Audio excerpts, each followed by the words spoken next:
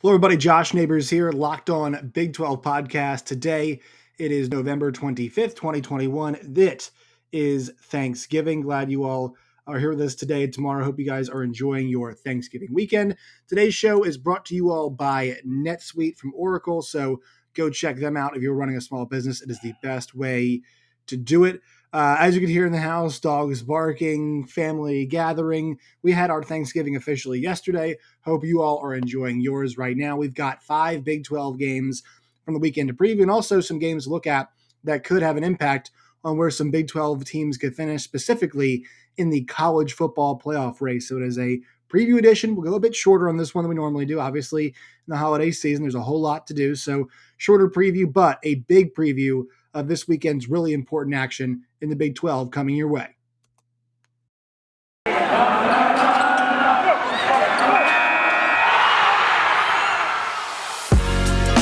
are Locked On Big 12, your daily podcast on the Big 12 Conference, part of the Locked On Podcast Network, your team every day. All right, once again, Josh Neighbors here, Locked On Big 12 podcast. Make sure you follow us on Twitter at LO Big 12. You can follow, that's where you can follow the show. You can follow me at Josh Neighbors _ if you're watching on YouTube, you can see it. If you are listening to the show and you want to find us on YouTube, you can find us. Just look up Locked On Big 12. You will find us there. All right, that takes care of kind of all of our admin. Let's get to the football. It is rivalry weekend. I know with the way the Big 12 has gone, with some of the conference realignment, some of those rivalries have kind of gone by the wayside, but some of them are still intact, and we're still going to have them this weekend. We're going to go, as we always do, we go chronologically through the weekend, kind of like a Thanksgiving menu. We start with the appetizers, the main course, the dessert. We have all of it here. We go all the way through the weekend in the Big 12. First game we're going to look at here, Friday, 11 a.m. on Fox. Kansas State at Texas. And all of these games really do have something on the line. In this game, Texas can't make a bowl, but they'll be in a situation where if they lose this game, that will be, for them, 7 straight losses to end the season. And also, think about it, this being their last game, they won't have a chance to win another football game. They're going to have a 300-day streak. The last one they had was October 2nd, and obviously the season starts, 2022 season will start, whatever it is, late August, first week of September, whenever. But they're going to be in the 330, 340, kind of in the probably 330 range of days since a game won if they lose this football game. That is a long time for a place like Texas. Now, if you listen to the show, you all know I'm a big proponent of Steve Sarkisian. I believe he should still be the head coach next year as they move forward, but still an important spot there. And then for Kansas State, they have a chance to win, end up being 5 of their last 6 games, right? This was a team that was at 3-3 overall, 0-3 in the conference. They have a chance to get to 8-4 overall right here, and a good opportunity against Texas team that's wounded. Texas 3-point favorite. The big question for me is, will Skylar Thompson play? I'm going to lean towards Texas here because I know as bad as they've been, Jaron Lewis and Will Howard on the road, it's not a spot where I trust them to win a game. They really haven't shown me anything where they could. Now, they did have some of that against Nevada, but Texas is a bit more talented. So I think if Texas, goes up against Jaron Lewis and Will Howard, and I know I've been on the wrong side of some of these Texas games, but eventually you think this streak's going to be snapped. I know they've kind of quit a little bit, but I think this game is one where they get Xavier Worthy the football. He is 84 yards short right now of a 1,000-yard season. He averages 83 yards a game, actually, catching the football. It's pretty interesting. So then they get him the football. I think whoever it is playing quarterback does. I think they win this football game. I know Kansas State's defense has been playing well, but I think Texas does enough in this game to get the win. And I'll take them minus the points very carefully, but I'm going to take them at home. And this line feels fishy to me, so I'm going to take Texas. I'm going to lay the 3 right there. All right, let's get to the rest of the games. But first, a quick word from our sponsors. Today's show is brought to you by our friends at NetSuite. This is it. It's the putt to win the tournament. If you sink it, the championship is yours. But on your backswing, your hat falls over your eyes. Is this how you're running your business? Poor visibility because you're still relying on spreadsheets and outdated finance software to see the full picture? You need to upgrade to NetSuite by Oracle. Over 27,000 businesses have already made that switch and are using NetSuite right now. Through the end of the year, NetSuite is offering a one-of-a-kind financing program for those who listen to this show. Go to netsuite.com/LockedOnNCAA. That's netsuite.com/LOCKEDONNCAA for a special end-of-year financing offer. That's netsuite.com/NCAA. All right, next game we're going to right here. It is, we already had that one. Let's go to the next one. Boom. Friday at 3:30 on FS1. It is TCU at Iowa State. TCU right now is 5-6 with the win over Kansas last week. They still in a position where they could be bowl eligible. News came down this week that Jerry Kill is going to be the next head coach at New Mexico State. So it's a very deserving opportunity for Jerry Kill. Good to see him get another opportunity to be the a head coach elsewhere, obviously serving as that interim right now at TCU. Iowa State, though, this is not a 6-6 football team, and I think they prove it this week. 15 is a lot of points. I'm going to go ahead and lay it, though. Their defense played really well last week. Their offense did not. I think they get back on track against what's been a bad TCU defense, and I think they roll here. I think they get at least a little bit of a good feeling heading into the bowl season, 7-5. I know it's not a disappointing season for a lot of Iowa State fans, but I do think they get the win in this one. All right, 11 a.m. on Saturday, Texas Tech at number 8, Baylor. Baylor is laying 14 points. The big question here is Gary Bohannon going to play? And as of Thursday, I know he was day-to-day, but Blake Shapen is going to be the backup, could be the starter. Still trying to wait for word on whether or not we're going to see Gary Bohannon in this game, kind of checking all of the sources right now, the sources being, media stuff. Seeing if Gary Bohannon is going to be the guy under center. But right now, I think it sounds like I'd assume Blake Shapen's the guy. That looked like a nasty hamstring injury that we saw last week for Gary Bohannon. So I think there is a chance that he does not play. And if he does, I don't think we can assume he's 100%. That being said, their defense was so excellent last week against Kansas State. And they were excellent the prior week against Oklahoma, right? I think it was the prior week. Yeah, against Oklahoma. And they've just been on kind of a roll on that side of the football right now. I think that continues. I'm in the business of laying some big numbers. I know that right now. And so this one feels not a little fishy, but I do have questions about how much last week's Oklahoma State dominance, their dominance over Texas Tech's offense, could have them a little wobbly, right? A little unsure of themselves, Texas Tech, as they go into this game. Already have the bowl game secured at 6-5. They want to go for 7-5, hopefully, and potentially 8-win season, which would be crazy if they were able to win this week and then win their bowl game. That'd be pretty impressive. And also big news that Sonny Cumbie is going to be returning as the offensive coordinator next year at Texas Tech. Joey McGuire has made that call. So I think that that kind of shows that the kids do like Sonny Cumbie, and Joey McGuire trusts him. This guy is a Texas Tech guy in Sonny Cumbie. So, Cumbie right now doesn't have to worry about his job. All he has to worry about is just coaching up these kids today. That is all he is concerned about, is coaching up the kids, this weekend and moving forward. So that's good news. I think in this game overall, though, I think Baylor, even with Blake Shapen a quarterback, they'll run the football at Texas Tech. And the Texas Tech run defense at times has been pretty decent, but I don't think this is a game where, I think it's that close. I think Baylor takes care of business. They know what's ahead of them. They know they have to take care of business if they want to be in that Big 12 championship game. They get the win in this game, and Oklahoma State gets the win, then they go to the Big 12 title game. So that opportunity is still there ahead of them right now. All right, Saturday, 6 p.m. on FS1, it is West Virginia at Kansas. To play for in this game right here is West Virginia, 5-6, bowl eligibility. They've got a chance to go to a bowl game, and they are 15-point favorites in this game. But Kansas has been covering some spreads lately. Obviously they beat Texas. They cover last week a 3-point loss against TCU, and now they're at home as a 15-point dog. I'm going to gobble up those points.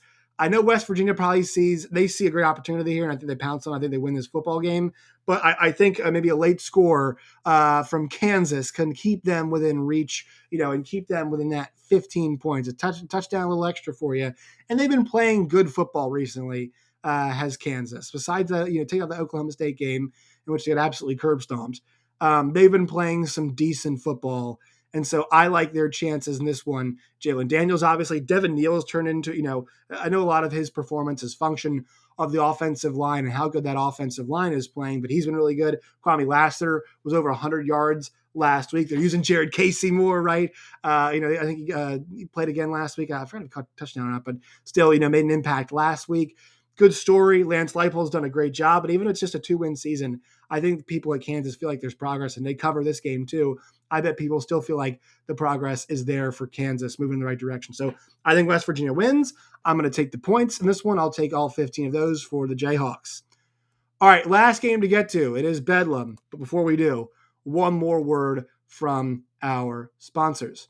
Today's show is brought to you by our friends at betonline.ag. Those are where all of our spreads for this weekend come from. But if you want to get on this Turkey Day weekend action, go to betonline.ag today. When you go to BetOnline, use the promo code LOCKEDON, LOCKEDON, Locked On. You'll receive a 50% deposit bonus right now when you use that promo code. So if you deposit $100, you get an extra 50 to play with today at betonline.ag. BetOnline, it is where the game starts. Today's show is also brought to you by Built Bar. Go to built.com today. That's built.com. And now they've got their Built Black Friday sale. Built is going all out to make this Black Friday weekend the most delicious Black Friday that has ever been in the history of Black Fridays. New limited time offers, new types of bars, and a winter wonderland of a deal. You won't want to miss this high-end deliciousness at a discount.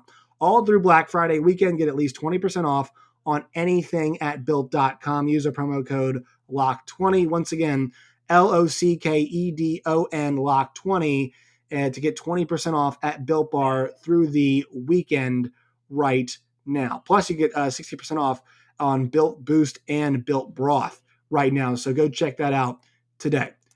All right, one more game to get to here in the Big 12 slate. Saturday, 6:30 on ABC.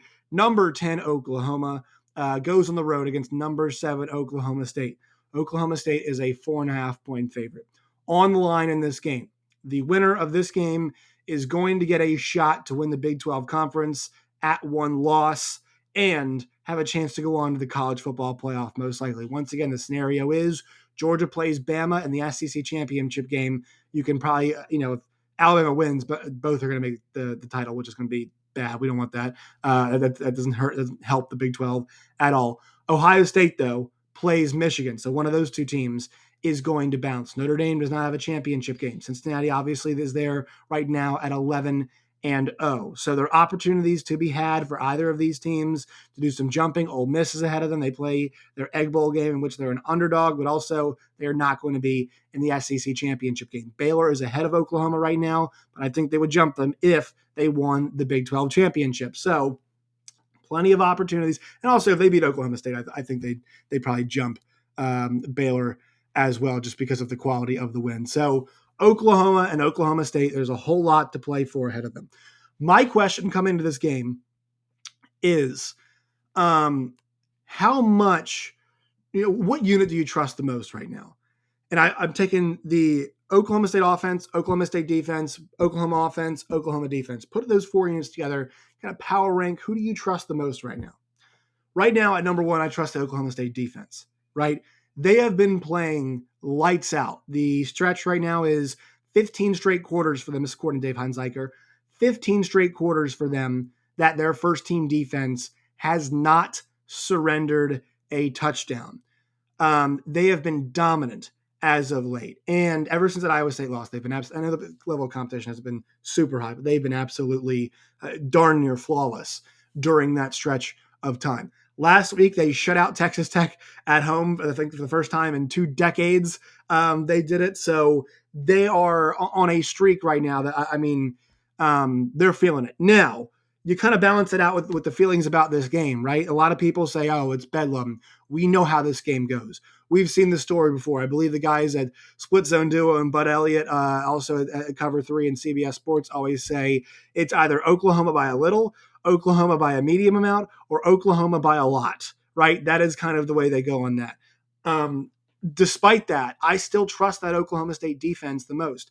The unit I trust the second most, honestly, the Oklahoma defense. Like, they've been playing really good football as of late. Now, I know later in that Baylor game, it felt like they couldn't get off the field, but that wasn't their fault. I mean, they were being let down by their offense, not sustaining any kind of drive. So you look last week, their defense did a great job against Iowa State, especially with that return touchdown, but they were flying all over the field. They were making plays, interceptions. I mentioned the Baylor game. They held Texas Tech 21, right? And that was a blowout as well. Obviously, that Kansas game, Kansas kind of held the ball and did some work on them. But ever since that KU game, their defense has really stepped up. I mean, you go from that Texas Tech game to the Baylor game to the Iowa State game, it feels like they're improving. The late score last week did give me some pause, but I think overall they're the second unit I'm most confident about. What will they do up front, though, against that Oklahoma State offensive line that at times has been suspect? How the secondary look? The guys were flying around a little bit last week, but still. And also, too, I mean, I thought Iowa State got a cheap touchdown last week with that catch at the end zone. So, there's obviously that, that feel like it should have been probably just 14 points. And the late touchdown as well they gave up. It's kind of a garbage one, although Iowa State did dice them down the field. But I still confident in the way they're playing. I'm still really confident in the spot they're in. And I think those two defenses, I mean, the total in this game is 49.5, right? I'm not sure we ever thought we'd see a Bedlam game where the total is 49.5. I think Vegas sees like a 24-20 game coming in this game. The unit I trust the third most, I mean, the offense of Oklahoma definitely has more talent, right? It definitely has more talent. And I would just say that the Oklahoma State offense, though, has just been managing games a little bit better as of late. They've been kind of hitting their stride in that category. They house TCU. TCU's defense is bad, but they look pretty good. Texas Tech's defense has been inconsistent and didn't play too bad last week, but Spencer Sanders took care of the football. They got the job done in that game, and they're trying to really vary what they show in the backfield as well. I mean, they kind of gave Jalen Warren a little bit of a rest last week, and we've seen guys, like Desmond Jackson has gotten some carries. Dominic Richardson has been toting the rock a little bit as well. So they're trying to get more guys the football, trying to get guys besides Jalen Warren. But really, the big three for them, it's Tate Martin, Spencer Sanders, Jalen Warren. Can those guys find the end zone enough? Can those guys make enough plays? And obviously, I feel like the other wide receivers also have been stepping up just a bit, but it feels like if there's big plays to be had, it's going to be a guy like a Tate Martin. Obviously, Brennan Presley has been good. Blaine Green, you add him in a little bit. He has been making a few plays for them. But really in the passing game, it's Presley and also Tate Martin, who are the two guys that have the biggest impact. So I'm going to take Oklahoma plus the points here. Their offense has not been playing very well. I know that, but I don't think this is a game where the margin of victory is going to be outside of 4. Like 24-20, Oklahoma State win. That gets me a cover. 17-13, it gets me a cover, right? 14-10 gets me a cover. I know it could be low to 20-17, gets me a cover. So I think Oklahoma State wins this game, but I mean, I don't foresee them blowing out, Oklahoma, especially with the way these two teams have been playing. I don't see that kind of transpiring that way in this game. I think Spencer Sanders does enough. I think they hold on. I think their defense obviously is going to get a big stop down the stretch. I think we do see Spencer Sanders. I think we do see Spencer Rattler. Like, how healthy is Caleb Williams? I don't know. How is the hand still hurt? The performances, especially last week, have not been very good. That one play was a wonder play, right? A broken play that he turned into something special. Can you do that against Oklahoma State's defense? Let's see. You might have to, right? You might have to. And let's just see also how aggressive those corners are. Can they take advantage of a pretty aggressive group on the outside? Guys like Christian Holmes like to play aggressive coverage for Jim Knowles. And they're going to throw the house. They're going to throw the house. We know Jim Knowles will throw the house this weekend at Caleb Williams. So I'm so pumped that we have a spotlight game. It's not at noon. No Oklahoma fans complain about that a lot. Spotlight game late in the day, so much on the line. I think Mike Gundy's team finally gets the monkey off of their back. I think they win this game. I'm going to go 23-20. 23-20. I think Oklahoma State knocks off Oklahoma, and I think OU gets the cover, though, in that situation. Also this weekend, look, I'm going to look at some other games, not just in the Big 12. Until proven otherwise, y'all, like I'm going to keep betting Ohio State against Michigan. It just seems to always kind of work out that game goes Ohio State's way.